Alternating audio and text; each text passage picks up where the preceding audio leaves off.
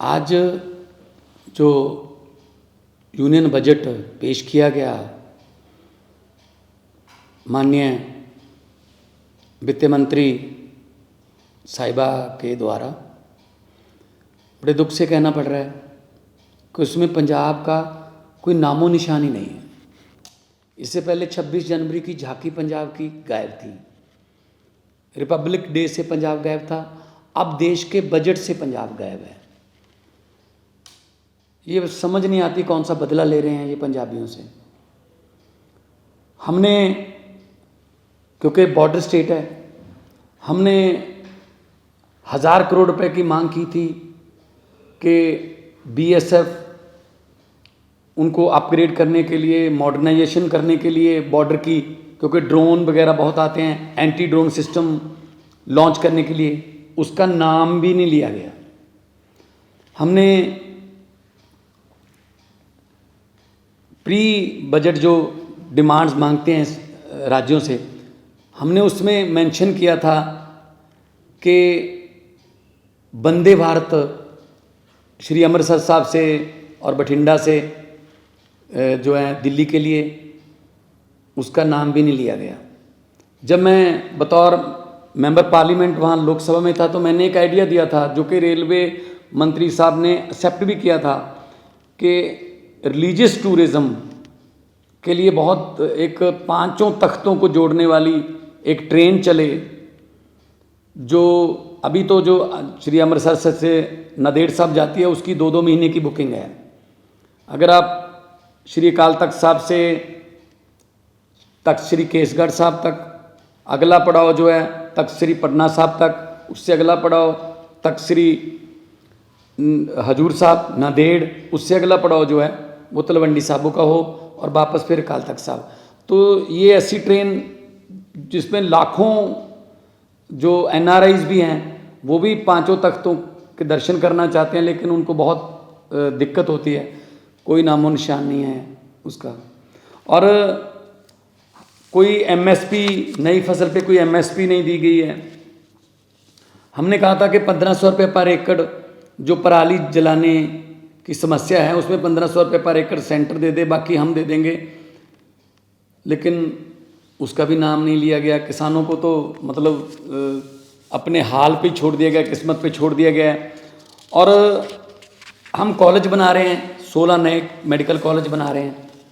इन्होंने कहा है कि जी कि नर्सिंग कॉलेज खोलेंगे, कब से खोलेंगे,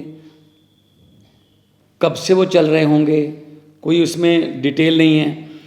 और सबसे बड़ी बात है कि शेड्यूल्ड ट्राइब्स के लिए काफ़ी सहूलतें दी गई हैं, अच्छी बात है, लेकिन शेड्यूल कास्ट के लिए कोई भी ऐसी स्कीम नहीं है कि जो शेड्यूल कास्ट हैं, एससी हैं, बीसी हैं, जो पिछड़े वर्ग से हैं, उनको ऊपर उठाने के लिए, उनको उनका जीवन स्तर ऊपर उठाने के लिए कोई पैकेज हो। तो सिर्फ कागज़ में लिपटा हुआ एक लिखती एक स्क्रिप्ट थी।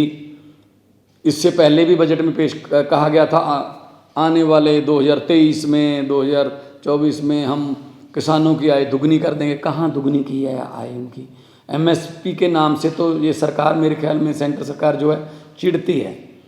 तो किसानों से एक किस्म का बदला लिया गया है, क्योंकि उन्होंने आंदोलन किया था, इतना बड़ा आंदोलन किया था, तो किसानों के बारे में कुछ नहीं बोला गया, कोई एमएसपी नहीं दी गई। और पंजाब एक बॉर्डर स्टेट है, हमें बहुत चैलेंजेस हैं। हमारी पुलिस को अपग्रेड करने के लिए, हमारे बॉर्डर को अपग्रेड करने के लिए हमने एक सजेशन दिया था कि जो तार के पार 3-3, 4-4 किलोमीटर तार के पार ज़मीन है, क्यों ना तार को हम 200 मीटर तक ले जाएं। इंटरनेशनल लॉ है कि 150 मीटर तक आप लेके जा सकते हो, लेकिन हम कहते हैं 200 मीटर तक ही ले जाओ, ताकि जो तार के पार जिनकी ज़मीन है वो किसान जो हैं उनको आई कार्ड दिखा के, और बीएसएफ का भी टाइम उनकी फिस्किंग में, तलाशी लेने में जाता है, बीएसएफ खुद जाती है खेती करवाने के लिए, तो कि 200 मीटर तक तार ले जाएं तो बहुत सी ज़मीन जो है वो तार से इधर आ जाएगी, बहुत किसानों को फ़ायदा हो जाएगा। उसका कोई मेंशन नहीं किया गया।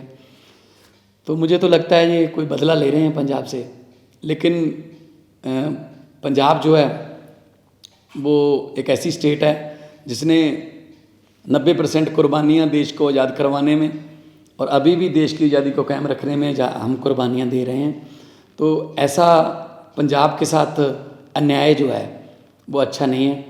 और हम जब डिमांड फॉर ग्रांट्स बजट पे डिबेट चलेगी तो हमारे जो साथी सांसद हैं राज्यसभा में, हम ये बातें माननीय वित्त मंत्री जी को याद कराएंगे कि पंजाब को आप देश का हिस्सा मानो, पंजाब को देश में से मनफी नहीं कर सकते, क्योंकि पंजाबी हैं जो पूरे देश को खाना भी खिलाते हैं, पंजाबी हैं जिन्होंने हरा इनकलाब ला के देश को अनाज के मामले में जो आत्मनिर्भर बनाया था।